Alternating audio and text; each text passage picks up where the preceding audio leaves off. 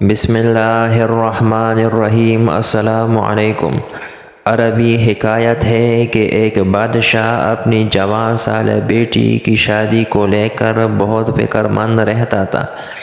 وہ برسوں سے نیک اور عبادت گزار داماد کی تلاش میں تھا۔ ایک دن اس نے وزیر کو بلایا اور کہا کہ کسی طرح میری بیٹی کے لیے میری رعایا میں سے عبادت گزار انسان کو تلاش کر کے سامنے پیش کرو۔ وزیر نے اپنی فوج کو شہر کی جامع مسجد کے گرد تعینات کر دیا اور کہا، چپ کر دیکھتے رہو، جو شخص آدھی رات مسجد میں داخل ہوگا اسے نکلنے مت دینا جب تک میں نہ آ جاؤں۔ اسی وقت ایک چور چوری کرنے کے ارادے سے گھر سے نکلا اور دل ہی دل میں سوچا، کیوں نہ آج شہر کی جامع مسجد میں جا کر چوری کی جائے، وہاں مسجد کا قیمتی سامان چرایا جائے۔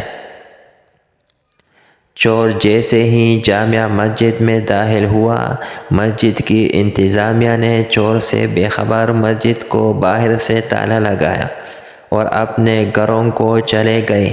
فوجی دستوں نے وزیر کو اطلاع دی کہ لگتا ہے کوئی عبادت گزار آیا ہے، مگر مسجد کو تالا لگ چکا۔ اب صبح کی اذان پر ہی مسجد کھلے گی تو پتہ چلے گا کون ہے۔ وزیر جلدی سے مسجد پہنچا اور صبح کی اذان کا شدت سے انتظار کرنے لگا تاکہ اندر موجود نیک انسان کو بادشاہ کے سامنے حاضر کیا جا سکے۔ جیسے ہی مسجد کھلی، وزیر دستے سمیت اندر داخل ہوا۔ چور یہ دیکھ کر گھبرایا کہ آج تو پکڑا گیا اور جلدی سے نماز کی نیت باندھ لی۔ جوں ہی سلام پھیرتا فوراً کھڑا ہو کر دوبارہ نیت باندھ لیتا۔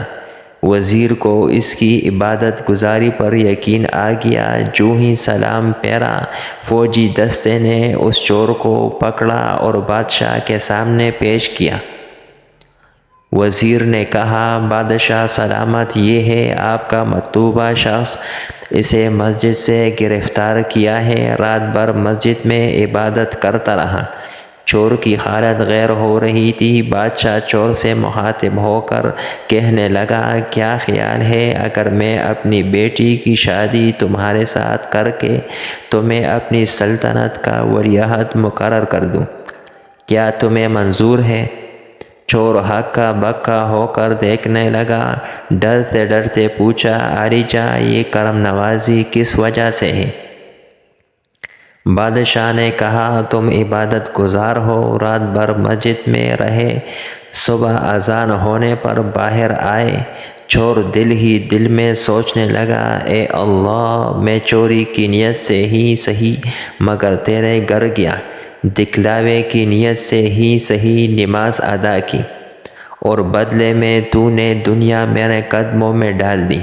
اگر میں سچ مچ عبادت گزار ہوتا اور راتوں کو تہجد پڑھا کرتا تو پھر تیرا انعام کیا ہوتا؟ وہی کڑے کڑے نادم ہو کر تائب ہوا۔ خوش نصیب ہے وہ لوگ جن کا دل عبادت میں لگتا ہے، اپنے مالک کے سامنے گڑ گڑا کر ذکر کرتے ہیں، آرام دہ بستروں کو چھوڑ کر مصلی پر کھڑے ہوتے ہیں۔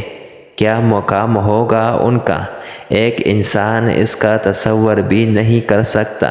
اللہ پاک ہم سب کو پکا سچا عبادت گزار بنا دے، آمین۔